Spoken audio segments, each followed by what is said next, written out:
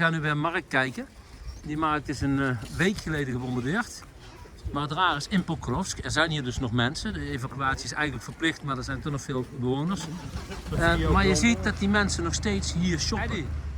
Vind je het geen raar idee dat hier deze markt is een week geleden gebombardeerd? Maar de winkeltjes zijn gewoon open. Er zijn hier nog steeds mensen. En die blijven hier winkelen. En de mensen die hier een eigen winkeltje hebben, gooien hem ook gewoon open. Vind je dat niet heel raar?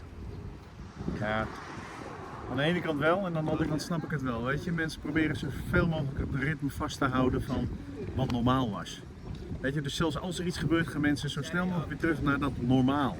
Het aangepaste normaal. Precies, het aangepaste normaal. Hè? Iedereen is natuurlijk meer voorzichtig, maar je doet je boodschappen. Mensen moeten ook geld verdienen. Dus weet je, oorlog is eigenlijk ook gewoon een deel van het dagelijks leven geworden hier. Deze stad ligt natuurlijk al een tijd onder vuur. Ja, het klinkt heel banaal, maar mensen wennen daar misschien wel aan. Ja, en nemen voorzorgmaatregelen, maar nemen aan de andere kant ook heel veel risico. Ja, je hebt altijd mensen die niet willen opgeven wat ze hebben. En voor wat voor reden dat is, ja, daar kun je dan gissen. Maar mensen gaan liever in de kelder van hun huis wonen dan in een onbekende shelter soms. En dat is heel wrang, maar je zult een groep mensen hebben die daarvoor kiest. En ja, ik denk dat je moet focussen op degene. Begrijp jij het? Zou jij het kunnen voorstellen? Dat jij in jouw woning bleef wonen in zo'n verschrikkelijke situatie? Alleen als wel. Weet je, En als je ouder bent? Als je denkt dat je ouder bent, je denkt ik heb een mooie tijd gehad en ik heb allemaal goede herinneringen hier. Misschien wil ik hier dan niet weg. Als je gezin hebt is het natuurlijk voorkomen bizar dat je hun leven op het spel zet door hier te blijven. Dat is... Ja.